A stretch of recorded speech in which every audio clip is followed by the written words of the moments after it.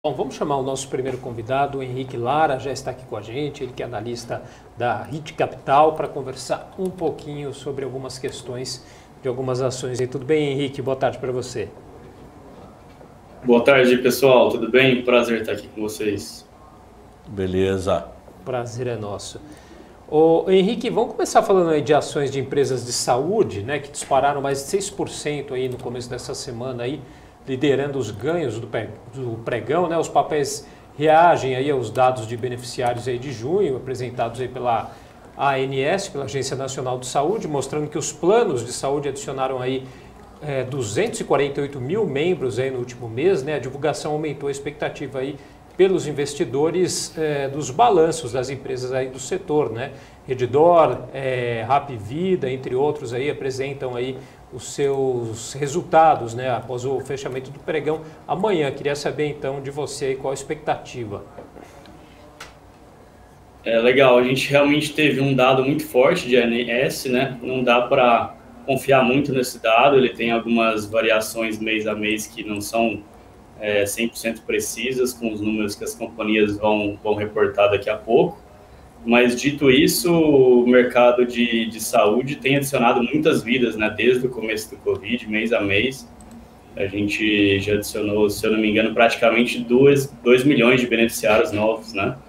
E, dito isso, a Hapvida, especialmente, ela estaria ganhando bastante share aí nesse último mês. Então, uma preocupação que existia seria quanto ao crescimento orgânico da companhia. E um número desse, aparentemente, dá bastante ânimo aí para os investidores, numa ação que já tinha caído bastante, né? E que, se ela conseguir voltar a controlar os custos dela, né? A inflação de médicos, de medicamentos, de exames, pode voltar a ser aí realmente uma boa opção de investimento para frente. Deixa eu fazer uma pergunta, aproveitar sobre Redditor. Cadê ele? Cabral falando aqui, meu amigo. Eu tenho Redditor há um tempão. Todo trimestre eu escuto, estamos nos consolidando. Estamos vendo diretriz, quem a gente está comprando. Trimestre seguinte, não, estamos nos consolidando. Acabou? Eternamente o futuro, mano. Eu tô abraçado nela e, meu Deus do céu, lágrimas. Tô quase indo no Redditor fazer o exame. Esse ano foi, desde o último semestre do ano passado, foi ruim, né, Cabral? Tanto com subida de juros, que eu acho que nesse caso a subida de juros foi muito ruim porque justamente essa questão da consolidação, né, de ser uma tese de M&As, a subida dos juros foi prejudicial por diminuir o quanto ela pode pagar pelos M&As que ela gostaria de fazer, para que ainda seja um bom negócio, né? Então, dado isso, ela consegue comprar menos hospitais porque os vendedores não estão mais tão interessados em vender pelos novos preços aí de mercado, né? Então, esse que era um dos grandes pilares da tese realmente ficou um pouco prejudicado. Você vê que esse ano a gente diminuiu bastante o número de novos M&As que a empresa fez em relação ao ano passado. Mas, dito isso, de novidades para a tese de Redditor, a gente tem visto que a venda da Amil está muito complicada, né? Então, ela que já se adiantou e já comprou, vai fazer a fusão com a Sul América, que é um ativo melhor, inclusive, já se posicionou bem melhor aí no segmento para a próxima fase, aí, que eu diria de consolidação, que é a verticalização dos planos de mais alto ticket, enquanto o restante do mercado, né, existia essa preocupação de o que o Bradesco vai fazer, o que a DASA vai fazer para rebater essa movimentação. Possivelmente eles não vão fazer muita coisa. Então ela fica com um posicionamento estratégico ainda mais robusto nesse momento e os números de demanda continuam muito altos, né, de ocupação dos leitos. A grande preocupação agora mesmo é como é que vai vir a margem, né? Estava bem pressionada a margem e a gente precisa aí, no próximo resultado, que é daqui a uns dias, ver como eles estão evoluindo nisso. Aí eu vou aproveitar e vou te explorar de novo, como acionista de um lado e acionista analista do outro. Se eu já te fiz essa pergunta, você fala, pô, Cabral, de novo? Aí a gente muda de assunto. Todo mundo que passa aqui da Redditor, eu faço a mesma pergunta. Por que a Redditor não investe pesado em educação? Formar o próprio médico. Todo mundo quer ser médico. Qualquer faculdade que abre medicina hoje, porra. Eu não entendo porque eles ainda não fizeram nada. Continuo perguntando. Se eu já te perguntei isso, a gente muda de assunto. Mas eles estão fazendo sim, Cabral. Eles têm o Ah, Instituto então, Dort, opa, comprar mais então. né, eles têm, eu não me lembro exatamente, mas assim, dezenas de PhDs no Instituto de Pesquisa e também já estão começando os cursos, né, de enfermagem. Eles têm um prédio no Rio e que vão caminhar para poder oferecer também graduação de médicos, né? Antes eles faziam pós-graduação, e isso vai ser realmente, como você disse, super estratégico, né, para poder formar os próprios médicos que já gostariam de trabalhar no grupo, possivelmente vão fazer o curso ali também, né, para já estar dentro do ecossistema. Pô, não sabia, excelente isso, não sabia. Ô Henrique, eu vou trazer uma experiência pessoal, eu não sei se é um caso representativo de toda a amostra, tá certo? Mas eu acho que vale o exercício. Eu pago o plano de saúde da minha mãe, que era um Sul América, e começou a ficar praticamente inviável, muito caro, né, por conta de uma série de reajustes, e eu fiz uma migração para um plano mais barato. Você percebe algum tipo de movimento nesses planos um pouco mais premium, e aí prejudicando essas empresas, como uma Sul América, por exemplo, por conta da alta da inflação, e uma migração e beneficiando planos de saúde que apostam num segmento mais de baixa renda?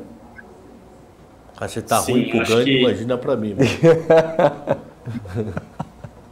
esse é um problema generalizado, né? Não só aqui no Brasil, mas no mundo inteiro. Os custos com saúde não param de aumentar, sempre bem acima da inflação normal, né?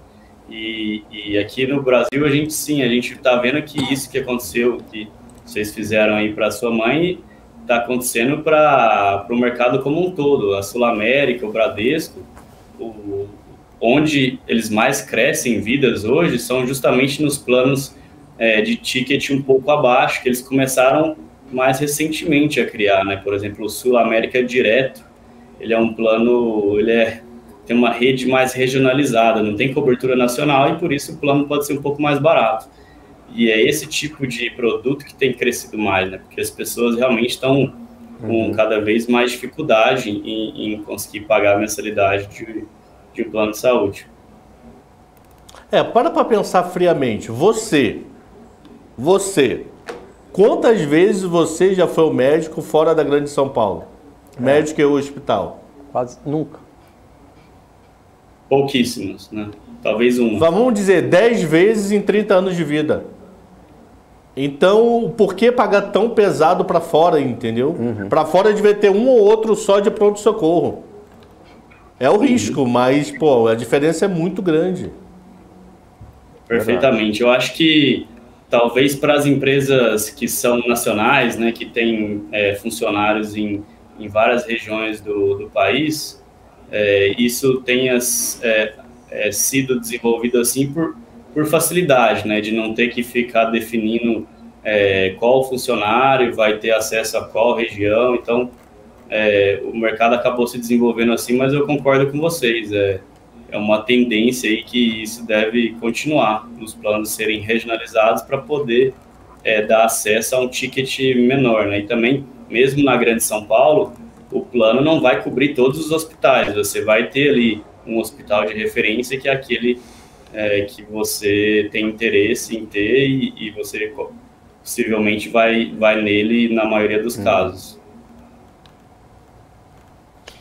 Ô Henrique, uma curiosidade que me surgiu aqui, essa questão aí do novo piso aí do salarial para o setor de enfermagem, isso deve ter um impacto para planos de saúde, consequentemente aí para as operadoras do setor?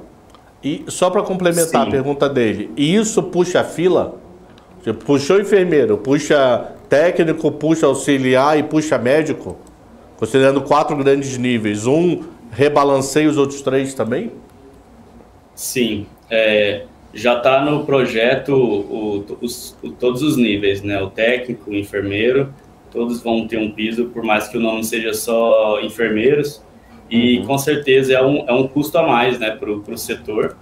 E aí esse custo ele vai variar um pouco dependendo do player, né? Então, Hapvida, por exemplo, que tem uma concentração maior no Nordeste, tende a pagar salários menores também, vai ter um impacto maior.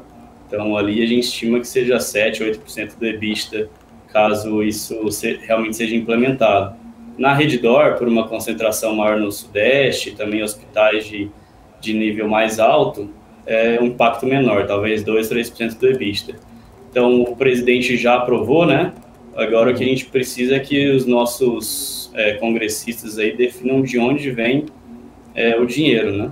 Porque também você tem os hospitais públicos que vão ter esse custo a mais, e aí você precisa definir de onde vai vir a verba para isso, e é o que está ainda atrasando para que seja implementada essa lei que foi aprovada. Aí eu te faço uma pergunta, ano que vem, ou quando virar mensalidade aí, que muita coisa tem dedo da ANS, isso vai ser incluído? Vai chegar para a ANS, meu custo subiu sem eu ter culpa nenhuma. Então, em vez de subir 8, 9, 10, subir 12, 13, ou não? Como é que vai ser essa conversa na próxima, o reajuste? Sim, o reajuste regulado pela ANS com certeza vai ter que incorporar isso, né, que vai aparecer ali na inflação dos planos individuais, e aí o restante do setor acaba que também vai tentar repassar isso, né, nas negociações que aí são parte a parte, mas com certeza, uma hora isso chega no consumidor final, não tem escapatória, né? Se o enfermeiro vai ganhar mais, alguém tem que pagar por ele. Posso explorar mais uma? Por favor. Posso. Deixa eu explorar mais uma. CAGED, 300 mil pessoas em média mês estão conseguindo novos empregos. Isso está mudando o setor de saúde? Qual o sentido? Sul América e companhia estão mostrando trimestre a trimestre que está aumentando a quantidade de usuários devido à contratação de CAGED, ou a maioria está sendo contratado sem plano de saúde?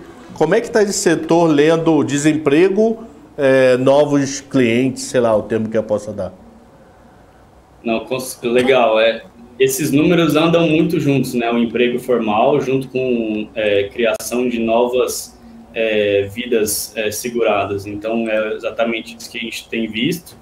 E desde o começo da pandemia, esse indicador ele até ficou mais correlacionado ainda, né? Porque acabou se tornando um objeto de benefício ainda mais desejado, o plano de saúde nas empresas, né? Numa vaga de emprego. Então, o número de CAGED realmente tem conversado muito, não é 100%, não é 1 para 1, mas eles têm andado bem em linha.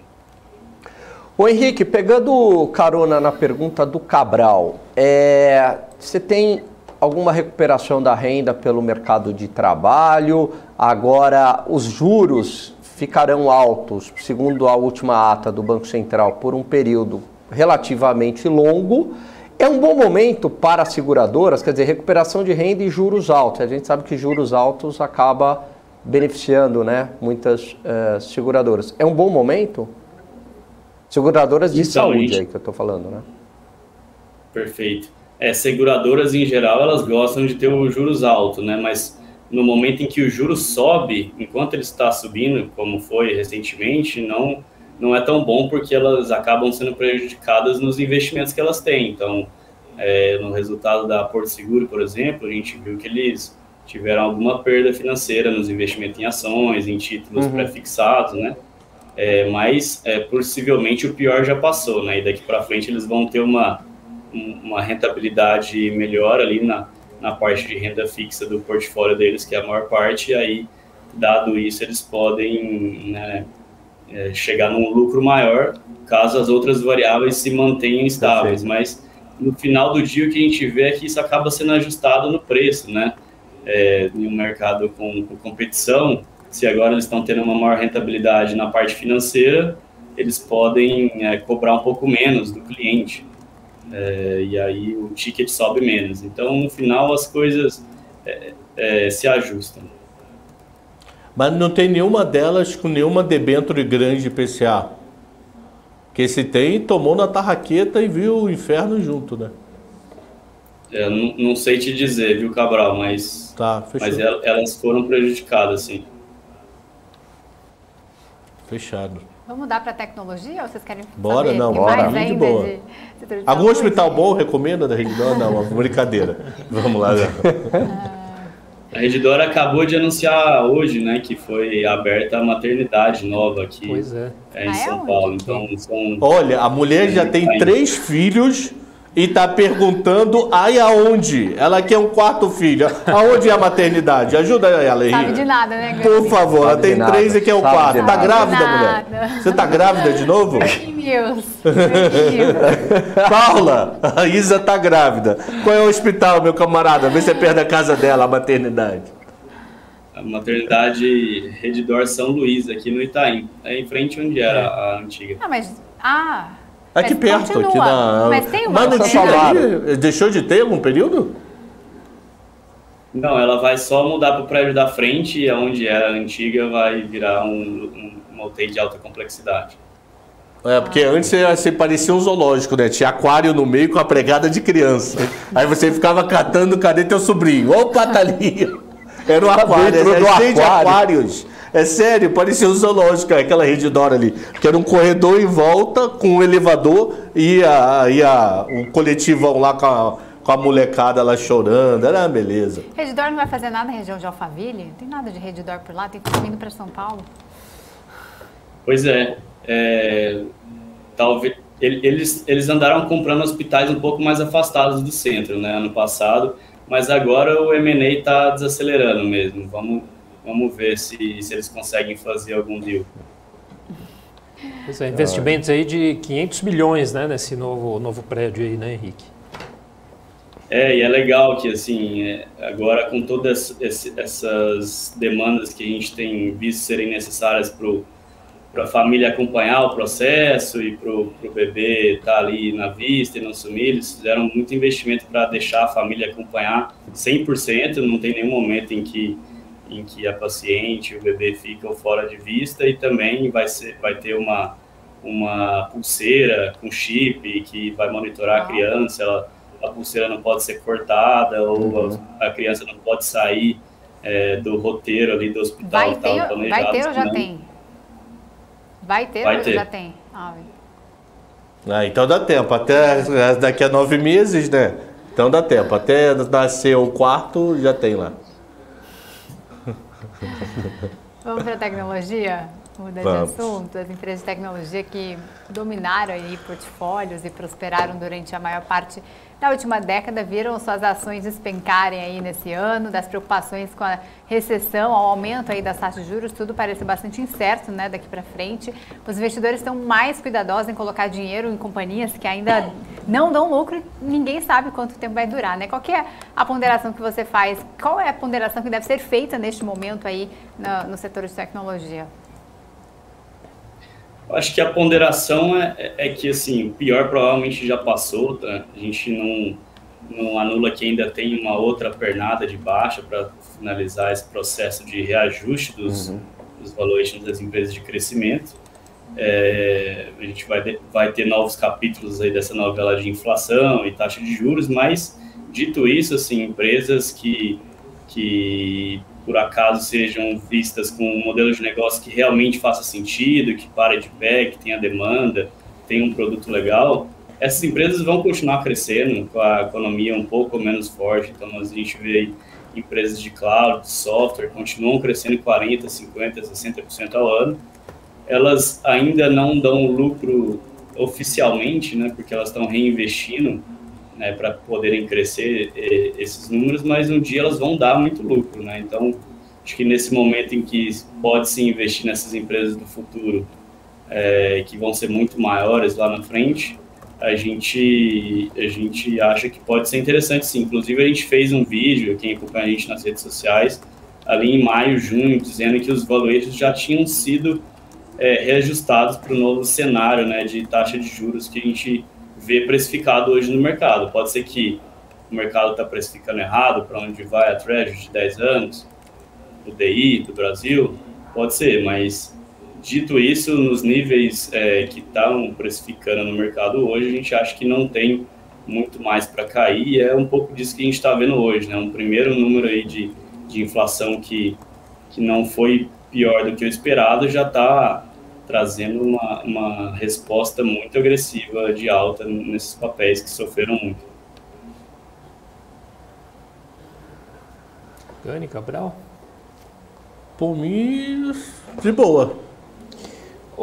Ô Henrique, falar um pouquinho sobre o quão sustentável aí são essas recuperações aí apresentadas nas ações de tecnologia, principalmente falando aí nas norte-americanas, hein? Olha, a gente estava um pouco na dúvida também, né? Até semana passada, o mercado subindo meio que sem muito fundamento, né? Porque a economia aparentemente desacelerando muito, ainda mais do que esperado. E a inflação ainda não dando muitos sinais de trégua, o Banco Central americano, Fed, provavelmente teria que subir os juros e destruir mais ainda a economia. E aí, como que ficariam as empresas, né? Mas isso parece estar mudando. E a gente vê que alguns indicadores da economia não estão tão ruins assim, por mais que o sentimento esteja, né, do consumidor, dos empresários, o emprego está muito forte, as pessoas estão gastando, as pessoas não estão endividadas, as empresas também não, e não teria motivos para... Não tem riscos sistêmicos, né? A gente não estaria falando de uma crise de 2008, que os bancos quebraram, não estaríamos falando de um crash no setor imobiliário, igual está acontecendo na China. Então, possivelmente seria algo mais próximo de um soft landing mesmo. E dito isso, essa recuperada das empresas de tecnologia agora parece fazer mais sentido mesmo, depois desse número de inflação um pouco menos pior. Deixa eu tirar uma dúvida contigo, aproveitando que você cobre Google e o Meta. Esse ano nós temos eleição lá fora, agora em outubro, novembro. A penúltima eleição presidencial foi muito rede social, que foi que elegeu Trump. A do Biden, um pouco menos. Esse ano, o regulador vai inibir um pouco mais redes sociais, a própria empresa vai inibir, porque é uma receita extraordinária a eleição para Google e Meta da vida, é bombar de ganhar dinheiro. Como é que vocês estão olhando para a eleição desse ano lá fora? Se a receita vai ser tão boa como os outros anos, ou devido à regulação pode cair bastante, sei lá. O que estão acompanhando? Legal, é por aí mesmo, assim, acho que é difícil que tenha uma regulação, assim, que proíba de fato o gasto, mas a gente vê que as empresas sofreram muito, especialmente o Facebook. Ele teve um escândalo, né, alguns anos atrás no Reino Unido, e aí a gente tem visto que assim, a reação pública, a pressão em cima dessas empresas tem feito com que elas mesmas optem, né, por não permitir diversos tipos de propaganda política mais, ou limitar e diminuir o alcance disso, para se blindar de problemas futuros, né, de processos judiciais e tudo mais. Então, aquele boom de gastos com propagandas que a gente viu nas últimas eleições, possivelmente ele vai ser menor agora, essa sazonalidade nesse ano. Fechado. Tá certo, Henrique Lara, queria agradecer demais aqui sua participação na tarde de hoje com a gente. Muito obrigado, viu? E até a próxima. Valeu, pessoal. Até a próxima. Valeu, obrigado. Valeu.